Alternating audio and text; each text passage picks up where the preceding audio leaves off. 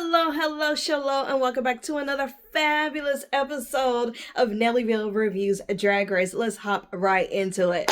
We are here to review Drag Goons, and today we are reviewing episode 2 of Drag Race season 18. If you didn't see episode 1 of Nellyville Reviews, go ahead and go back and click through. If you want to hear a podcast version, that is also available this season.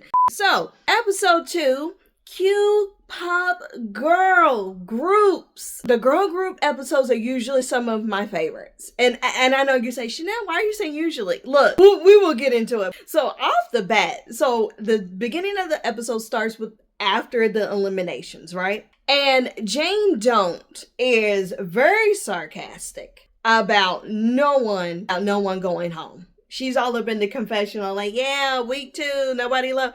Girl, look, you were in the top, easy for you to say. Look, the girls spent a lot of money on the packages. They put a lot of work and things into it. I'm okay with the girls getting a little bit of extra time. You know, this is when I start to realize, like, I really like Jane, but, you know, at first, but it's something about her attitude is just really turning me off. And I'm sorry, and maybe it'll turn it around. It's not taken away from her talent or anything, but the attitude, I thought we were going to get something different from Jane. Athena and the other girls are congratulating Nene and Vita on being top 2 and Nene's win. Then all of a sudden, here go Mia as, how does it feel to win after most of the girls thought you weren't? It sounds like a producer prompted question type of thing. Like, why can't you just congratulate somebody on their win? Why do you got to be like, how's it feel to win when nobody thought you were going to? We love some shade and we love some drama. Discord is still visibly, remember, she was very plucked. Very bitter boots last week off of Nene's win. And, you know, and this is still last week. We're just seeing after the elimination this week. You know how it goes. Discord is very like, I don't know how she won. How come I didn't win? She was very bitter. And then Nene, I like that she quotes Jinx and says, water off of a duck's back. And I'm like, okay, that's a great response. Of course, here go Jane. Had some smart aleck remarks towards Nene's win. Baby, like I said, I'm over Jane's attitude. Mandy says, just wait for the performance part of the competition because that's where I'm strong. I'm like, okay, we gonna see. She was like, ha, we got this little design challenge on the way, baby. Let's really wake it up. It is the next day in the workroom, and they all are standing around the table. The girls are talking about being older queens. Once again, they're putting a lot of emphasis on it. I'm not mad. Because we've had a whole lot of baby queens, especially the last couple of seasons. Been very, very baby. Very, very fresh. I've been doing drag for 2 months. And you know, we got a little season. Which is funny because... Is it really season? I mean, it's still a bunch of girls in their 30s. But, I mean, I guess it's better than a bunch of 12-year-olds. Not better, but different perspective. And I can appreciate it. But let's be clear. There's still a lot more seasoned queens out there that we need to get on the show, but that's another conversation for another day. The rules. The Rue mail pops up. Girls run over to the screen, you know, you the little Rue message thing, and then Rue comes into the room. Once again, love the suit. Rue always looks good, but this season this is one of those seasons where Rue and the team took some notes. You can tell they really this is, I feel like it gets better and better, but this is going to be really one of the top fashion seasons, I feel like, for Rue in and out of drag. That's just me. Rue tells us what the Maxi Challenge is. The girls will be competing in 3 Q-pop girl groups, and Q stands for quintessential queer queenie. Okay, I can dig it. I'm here for it. So the girls have 3 tracks to choose from. The first one being Funk Almighty, which is a disco track inspired by Sylvester. And then there is the Go, Go, Go pop track inspired by Wham! And Cherries which is a punk rock track inspired by the Runaways. NeNe and Vita get to pick their groups. The girls that aren't picked form the third group. The Leftovers is such a shady term, but that's what they were calling them, not me, I'm just saying. So NeNe gets first pick because she won, and in her confessional, she says, going for the win. If feelings get hurt, then feelings get hurt. And I'm like, okay, that's a good strategy. Like, you know, you gotta play the game to win. But it wasn't like in a catty way. It was just like a friendly competition, competitive way, you know? NeNe picks Mia, Sierra, Mikey, and Kenya. And then Vita picks Briar, Juicy, Discord, and Jane. Now they go back and forth, and then that's who they picked. That's who they ended up with. When Mikey was picked, she says, I do, which I thought that was funny when Mikey got picked. Athena was a little thrown off that nobody picked her. Baby, she was gag gooped, gopped, and everything in between. She could not believe that no one picked the mother of drag. How dare they? She was plucked. Baby, she was plucked. NeNe in the confessional says she sees the death stare in Athena's eyes and doesn't feel like she'll be a team player, and that's why she didn't pick her.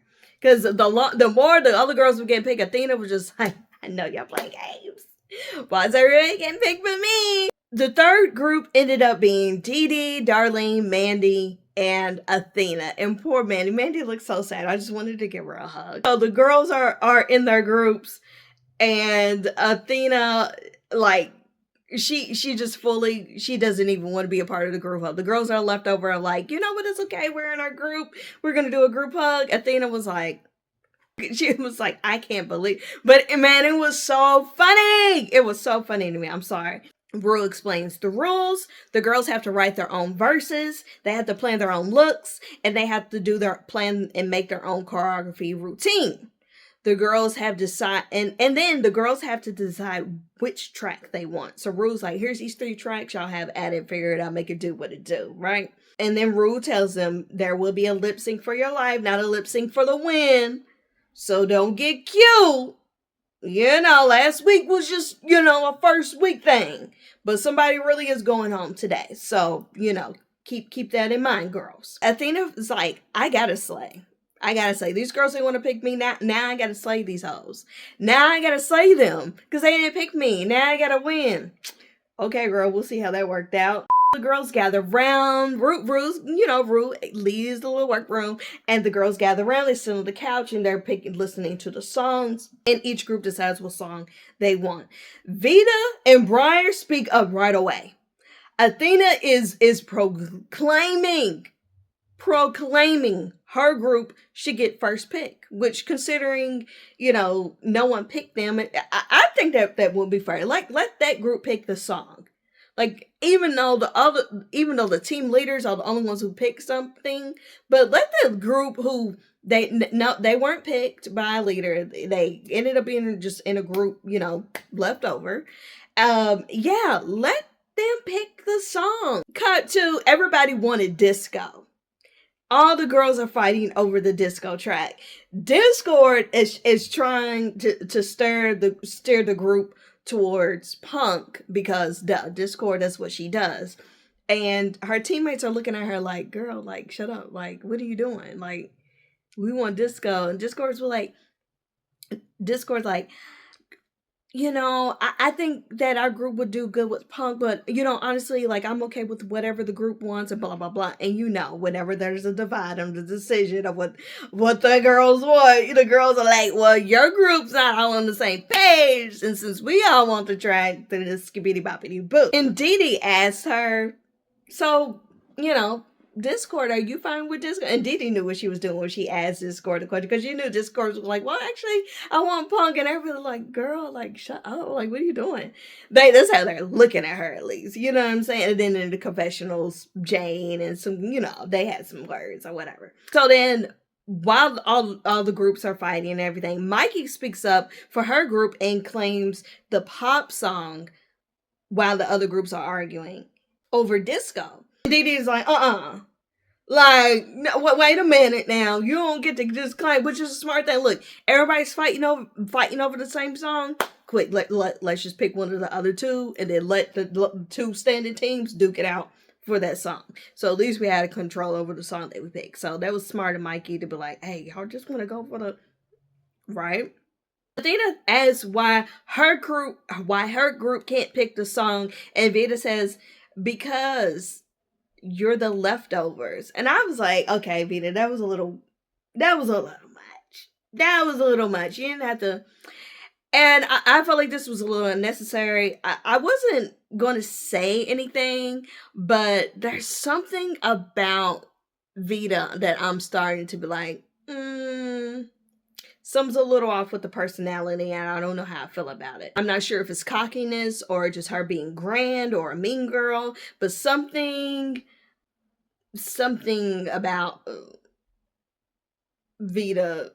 At this point, Athena and Vita are really going at it. The girls are arguing over this disco song, and then Discord steps in and it's just like, girl, like, it's really not that deep, like, let's just take Punk, like, let them have it, like, da da da da. Briar, it also tells the team, like, let them have it, they need it more, they want that song so bad, let them have it, we can slay any song. Vina tries to, so they ended up letting the other group have, Athena's group have the disco, and then the Vita tried to be like, well, actually, y'all, I really wanted Punk, but I just wanted to get in Athena's head and make her think I wanted disco. I think she's lying.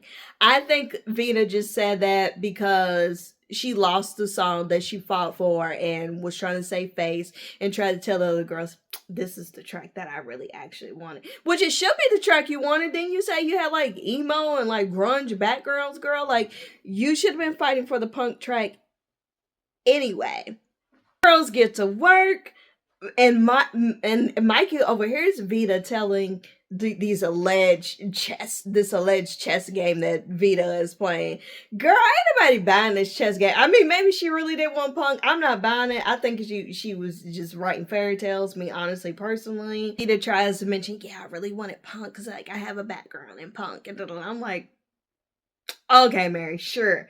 I also find out that Jane has some Punk background as well, and Jane finishes writing her song early, so she helps her teammates write their lyrics, and Juicy needed help. I'm thinking, damn, girl, you couldn't sew, you can't write either, like, you think you're just gonna lip sync your way to the top? Like, what do you do well? Quickly. Other than like dance. And then here you go Discord asking Jane for help. I'm like, girl, you fought for Punk. You talking about I play guitar and a rock alternative band, a punk band, and this is what I do. And you asking her for help. Look, it's nothing wrong with asking your teammates for opinions and help and make sure y'all are cohesive, but it was giving.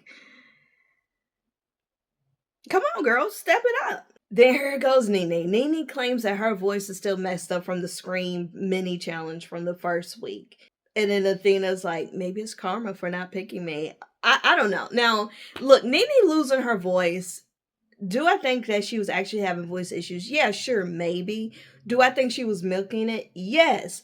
I feel like you could still turn out a good vocal recording, a good vocal performance. Like, if you had to shift more from like singing to like rapping or to like talk singing, I feel like you could have made her do what it do. I feel like she was relying a little too heavily on, oh, my voice. I just don't have, I'm like. So now it's time for the choreo rehearsal. So the pop group goes first. It was very good. I mean, the rehearsal was good, which you expected that because of Mia Starr's background. You know, she's toured with all these artists. She's a professional dancer and blah, blah, blah. The punk group goes second. Juicy takes the lead, which, of course, because of her background. And her group kind of naturally looks to her because of her dancing and all that. The group seems to be struggling a little, especially Discord. Poor thing, which I'm not surprised because our runway walk last week, and yeah. So the third group up for rehearsal was the disco group. Athena, and of course Athena took the lead. Of course, that was just natural. And then Dee Dee wants to insert herself and have some look good. You got ideas, speak up, speak out. Closed mouth don't get fed. Darlene is struggling, but she has a very positive attitude and a laugh. You know, if nothing else, Darlene's gonna give you a laugh. It's time for the recording with Michelle Visage. The recordings are always funny because you never know what you're gonna get. Vita goes first. It was okay. Felt like she was kind of holding back a bit. Jane, I didn't really have notes. She didn't get notes from Michelle. I didn't really have notes. It seemed like it was a solid recording session. Dee had very good energy. Athena fell asleep while everybody else was doing their thing. Darlene really went for it, and then that long note that she held out was pretty funny. Kenya says that she led the praise and worship team at church, and it helped. And then here, Nene, they showed Nene, and she struggled. It was a struggle bus with her voice, and she started to get in her head because she was struggling, and so they had to take a break from Nene, and then they let Mikey go. I think that Nene was just in her head from Jump Street for whatever reason. Maybe she's not comfortable recording in front of people, or not. Maybe she's not confident in her vocal performances or singing or writing or whatever, or, you know, she might feel like she has a target on her back because of her win last week or whatever. I don't know, but I feel like she was really leading into the voice thing. Who's to say? Maybe her voice was really messing with her. I don't know. So we move on to Elimination Day. Yay, it's Elimination Day. So the girls walk in. Dee kikis with Nene about being from Monterrey, Mexico. We find out Discord plays guitar for a punk band. She might have said that in her Meet the Queens. Can't remember, or in another episode. I don't know, but they talked about it on here. They all have a cute little kiki about Athena not getting picked. That was a nice little moment. And then Nene says, OMG, we're gonna have our first mirror message. You know, the girls write a lipstick mirror message. Each girl that goes home, they write a lipstick mirror message. It's a tradition on Drag Race. And Nene is like, oh my gosh, we're gonna have our first mirror message. And Micah goes, oh my gosh, what are you gonna say? and Nene was like, we're on the same team, girl. And Mikey was like, for now. So it was just very funny. I thought that it was cute. It was funny. Bring it to the runway. Runway. Drew looks stunning, of course. Michelle looks stunning. T.S. Madison. And then we have our guest judge, Dove Cameron. We love Dove. We know Dove. You know, we grew up with Dove on Disney Channel. If you've never seen Liv and Maddie, if you've never seen Descendants, hello. She is Disney Channel royalty. She has some music out. She's been putting music out for a few. A side note, I feel like Dove Cameron is gonna have like a Sabrina Carpenter trajectory where she's gonna keep grinding. She's gonna keep being consistent, and then people are gonna wake up on her because she's tea. And I feel like y'all sleep on her right now, but she will have her moment. We love Dove. She's a very unproblematic queen, and she looked really, really cute, really, really good. And yes, love Dove. Time for the performances. The first group to go up are the Studio 50 whores performing Funk Almighty. And this is Athena, Mandy, Darlene, and Dee.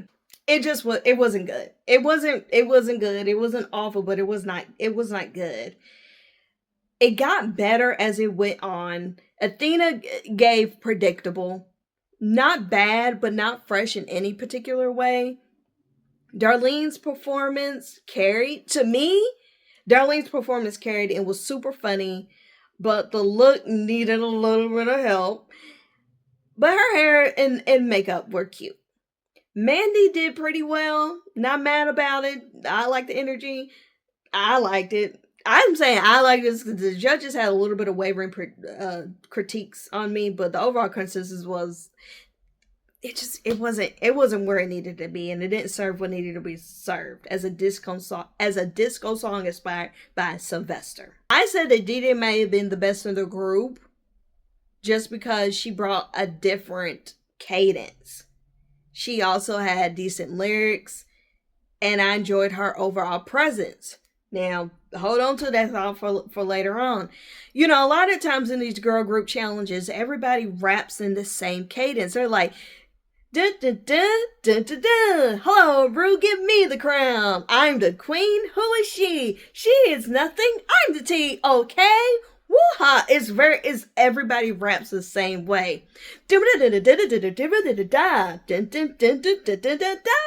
it was cute the first few Drag Race challenges on Drag Race, but come on, girls, let's give it a different cadence. Like, we don't all have to rap in the same rhythm, say cadence every time with the same recycled lyrics. Wake it up. Moving on, we had Glam performing Go, Go, Go. This is Nina, Mia, Kenya, Mikey, and Sierra.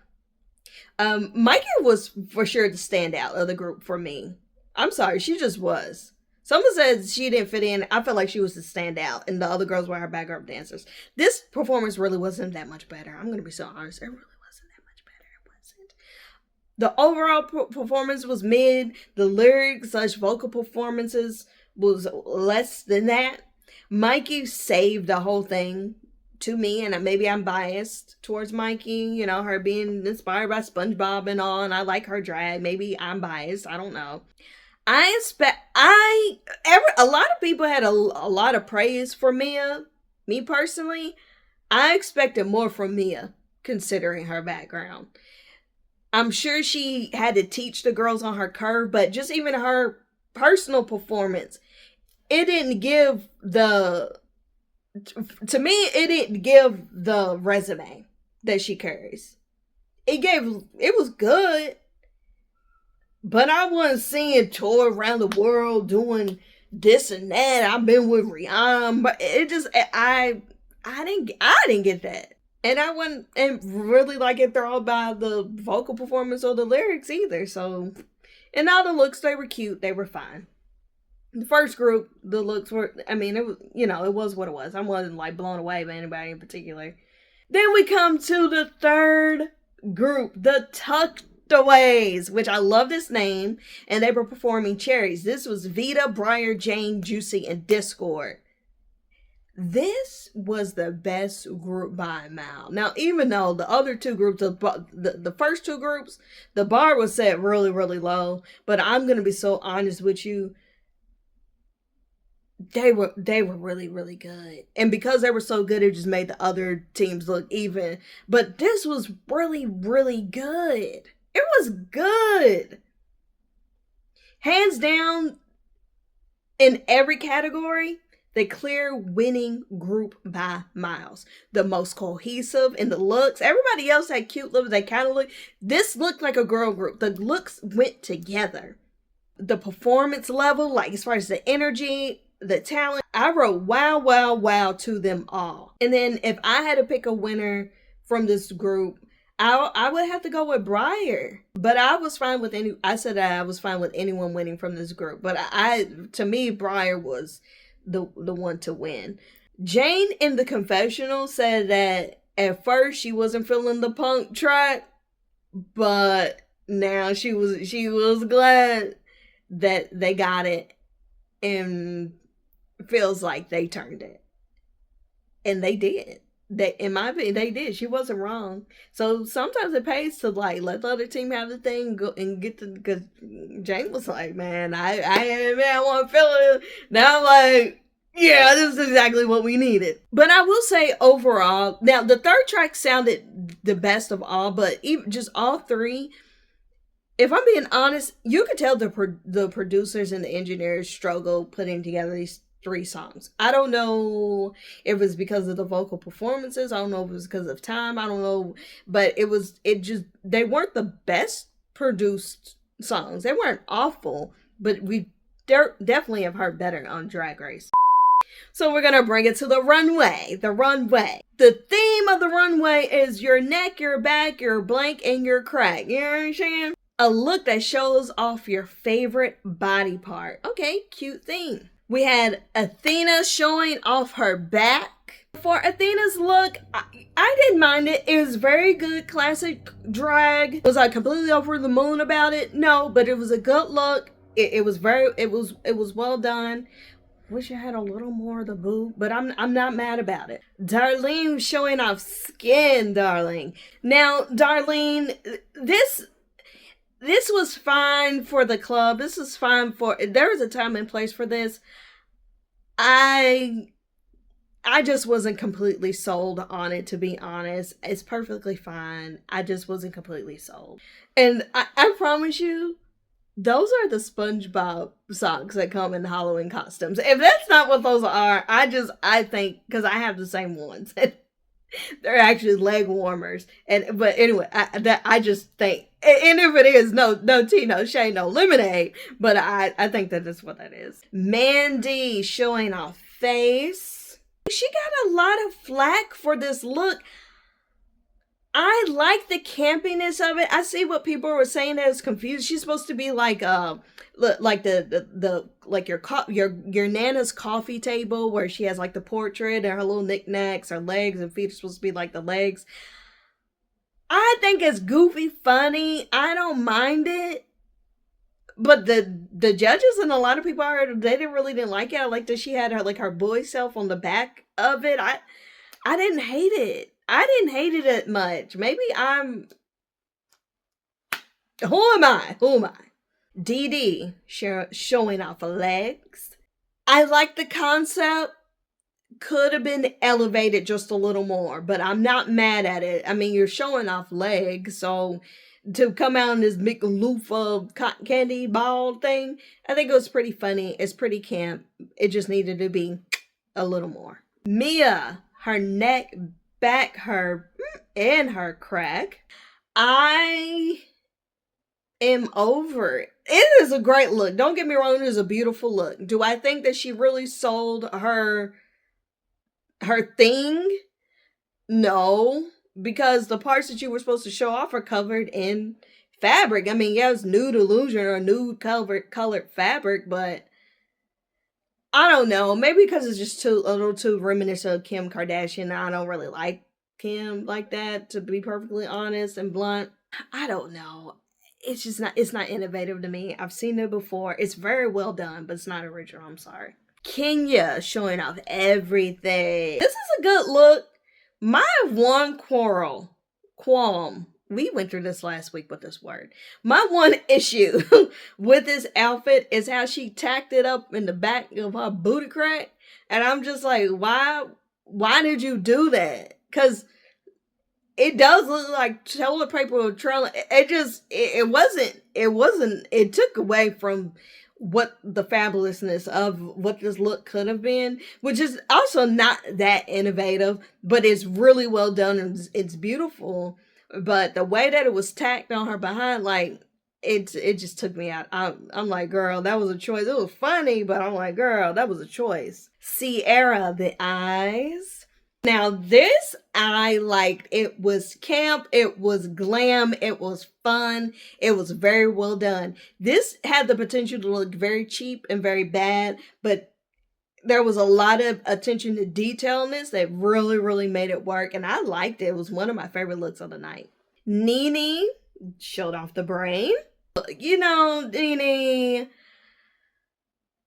I appreciate the thought, but I didn't like the brain head. It was a little too, not gore for me, but because sometimes the gore drag can be cool. It was something about this eye burst. I don't know. I just didn't. And then there's no boob. And then the rouging made the hip look extra wide. I mean, I'm sure you padded, but then you didn't have a boob on. Like the proportions just taken out. If you had a boob and if something was slightly different with the brain head, I don't know. It was a great execution, it was just not for me, but good job. Face, beautiful. And then we had another leg, Mikey showing off her legs. Went a camp route. I like that she came out with the billboard and the leg went around. It was gimmicky. It was funny. It was perfectly fine. It did what it needed to be done. It made me laugh. Was it enough for a win? No, I mean, probably not. But it was good. You could tell a lot of thought went into it, and I can appreciate that. I liked it. It was solid. Discord, back and crack. Lord have mercy, this walk will never get old, baby. I hope you are figuring out how to market this and take advantage of it because it is so funny. I didn't hate this look. I think her tattoos actually complement it really well. It looks very her. I'm not mad at it. Is it anything to write home about? I don't know. I'm not mad at it. It's a fine, perfectly fine. Vita the butt. Solid look. Not the most original, once again, but very, very well done. I love that hat, the mysteriousness of the hat down, covering the eyes, where you just see the lip. Now, I would have loved it more if she would have did like a more pop of a lip, like a red lip or a glittery lip. Then I feel like that would, ooh, but just that standard drag matte lip, I was like, and that's just me being nitpicky. I don't like when the underwear sit on top of the tights and that you have like doll butt. Like, either make a wider bikini or don't do the thong thing. Because a real thong, a real underwear goes in. You know what I'm saying? You're breaking the illusion. Briar, the finger. And another one, head to toe, covered up look. But I appreciate you can still see a little more of the face than what Mia Starr did. Finger, you know, does it, this is a perfectly great look. Do I feel like she already had this look and just wanted to use it and then was like, oh, I'll just say finger is my, like, it kind of seemed like you gave like, I just really want to wear this outfit and this is the only place I can figure out how to make it fit in my package. It's a stunning look, so I can see you doing that, but it is kind of gimmicky and fun to have this really long red finger and just have finger be your favorite body part. Perfectly fine. Jane, the mouth. Jane, don't, better do. This is great. This was also one of my favorite looks of the night. Very camp, very well done. This is one of those, it could have went bad. It could have been very boring. It could have been very tacky. It could have been crafty. But this is executed very, very well. It's good. It's just good. And yeah. And Juicy, her left leg. This is cute. I like that one leg. I like the shininess behind the leg, making the leg pop out. The shoe is very, very cute. Of course, the mug is on point. This is cute. If I'm being nitpicky, the only thing is something weird with the corset. And I think it's because she doesn't have a boob on. Girls, you gotta wear the boobs. Because I don't think it's necessarily that the corset is too low, but it looks too low because she didn't have boobs on. So then it's like this protruding weird thing that's going on. But aside from like that nitpicky thing, very beautiful. And I like the story that she had about the leg. She, I guess, apparently had surgery on the leg or something. And so it's her favorite body part because it healed better than ever. So had a cute backstory, cute look. Okay, Juicy. Now it's time for critiques. So Rue announces that we have a bottom team. The bottom team is the Studio 50 whores, which is Athena, Darlene, Mandy, and Dee Dee. Not too much of a surprise, but they are all up for elimination. So yikes. The top two are Mia and Jane. And I was just kind of like, okay, I guess. Now, I think Jane got boosted. Jane did really good in the challenge. She did really good. But I think, like I said, I would have picked Briar as the winner for the group just based off performance. I feel like she was like, she just had that little tiny extra something. But anybody from the group could have won. But I think what bumped Jane up is her runway. You know, some weeks it seemed like it counted a little more than others. Y'all know how they go. Mia Starr, I was like, really? Mia? Top two? Really? I was like, maybe I need to go back and watch it, because I just would have picked, for one, I would have picked, I guess if you wanted to pick one person from each of the other groups. But honestly, I just would have picked 2 people from the punk group and called it a day. So during the critiques, Darling, she breaks down, and we get to learn a little more about her, and you know, she's glad to be amongst like-minded people and things. Because, you know, when she got sober, she went back to just doing drag in private in her room. And, you know, and it's just nice to be a part of community, you know. So that was a nice little moment. The winner is Jane Don't. And she wins $5,000, darling. So, congratulations, Jane. Don't spit it all in one place, honey. And the bottom 2 end up being Dee Dee and Mandy. Which, gag, because those were the 2 that I was like, I feel like they carried. I feel like but they ended up in the bottom. In the confessional, Dee Dee says she doesn't know if it's delusion, but she doesn't think the team was in the bottom because of her. And I agree. I didn't think that she should have been in the bottom for her team. But maybe it was because of the runways. That's one thing I can think of. Maybe it was because of the runways. Definitely couldn't have just been because of the performance. So the girls lip sync to Too Much by Dove Cameron in front of Dove Cameron. You know, lip sync for your life is already nerve-wracking, but then what you gotta do in front of the artist. Like last week, the girls had to do a Cardi B song, Enough, in front of Cardi B, and it's just like an extra layer of like, oh god. This is the first lip sync for your life of the season, and the editors really did a great job. And when they did the back and forth of like between Mikey and Jane introducing the lip sync in their confessionals, the editors really the editors are just really editing this season, like in a good way. They're really giving production, honey. It's good. It's just good. In the lip sync, Mandy did what needed to be done. Mandy struggled. You know, she had that table on her arms was all tied up, so she had to take it off. She struggled to try to get it off, and unfortunately, when she took it off, the wig fell off too. But the show went on. But Mandy put on a show. She is a performer. She fought for her life. Now, Dee Dee did okay, but she just didn't fight that hard to me. And you know, it's hard to be in the headspace and you already feel like how am I even in the bottom? And I feel like maybe her outfit was holding her back, but if if Mandy can rip off a whole table, honey, you can rip that loofah up, destroy the outfit, honey, fight for your spot in the competition.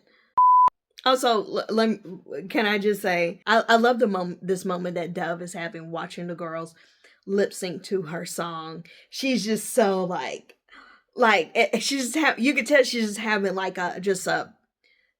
I can't believe it type of moment. And then T.S. Madison grabs her hand and she's like, that was such a cute little wholesome, I can't believe this happening moment. It was cute. So Dee Dee goes home. And I don't think she should have been in the bottom 2, but she did not win that lip sync.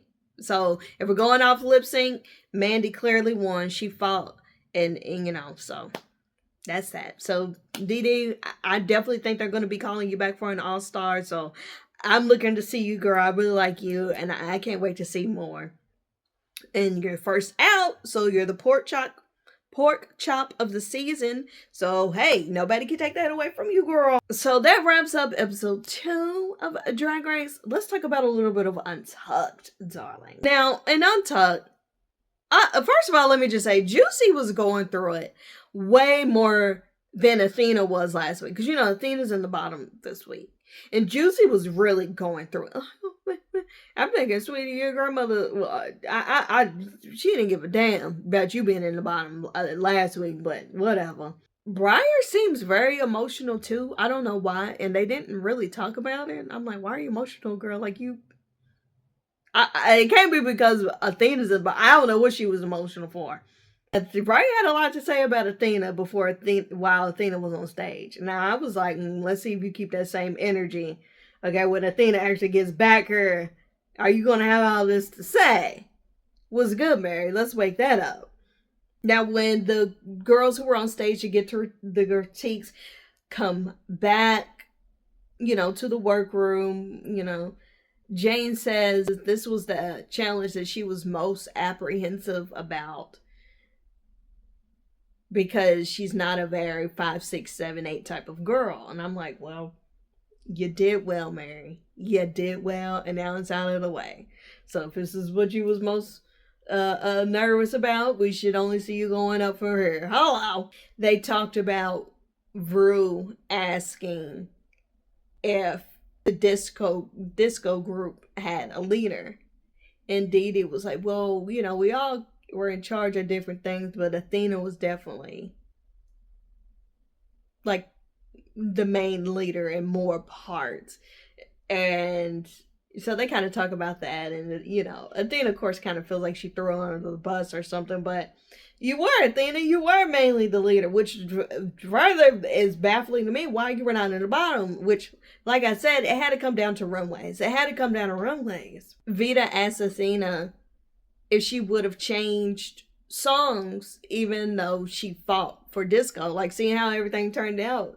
Vita's like, would you have fought this hard knowing what you know now? And Athena says that she would have kept the same song, which, what are you gonna say now? Like, of course you gotta double down, but like, yeah, that's still what I wanted. Like, I didn't expect Athena to be like, no, actually, no, I would have just like, okay. Now, after watching this Untucked, it seems like Briar and Athena are warming up to each other. Sisters fight, right? One thing I was missing, unless I missed it, but we didn't get a sit down moment from Dove Cameron. Normally the guest judge will come to the back. Now, last week they did it in episode 1. They didn't do it in Untucked, but they showed Cardi B and her glam squad come back and have a one-on-one with the girls. But they didn't do it in the main episode or in Untucked. So I don't know if that was a planned thing. I don't know if it was an editing thing. I don't know if we're going to get it later in the season or something. But I was looking forward to seeing Dove come back there and kiki with the girls. But we didn't get that, and that's okay. We love Dove. That wraps up Untucked for episode 2. Before we go, I'm going to give my top 5. My updated top 5 are as such. Who I think is on the trajectory of winning. In no particular order, I've got to go with Jane, Mikey, Briar, Vita, and Nene. Those are my tops right now. Those are my tops. So, but we'll see. We still got a long way to go. Anyways, with all that being said, thank you so much for watching this episode of Nellyville Reviews Drag Race Season 18, Episode 2, and Untucked. If you want to hear the podcast version, it will be uploaded on this channel as well, or anywhere you get your podcasts. Go ahead and binge watch my other seasons of Nellyville Reviews Drag Race. And also, don't forget to tune into the regular episodes of just Nellyville, me having a kiki every Friday on the podcast. Okay, darling? Keep up with the girl. Follow me so you can keep up with all this great content, darling. Anyways, let me know in the comment section down below how you feel about all of the tea, all the drama, all the wins. Dee Dee going home. Anyways, Dee Dee, we love you so much, girl. Much love. We'll see you on All Stars. And with that being said, bye.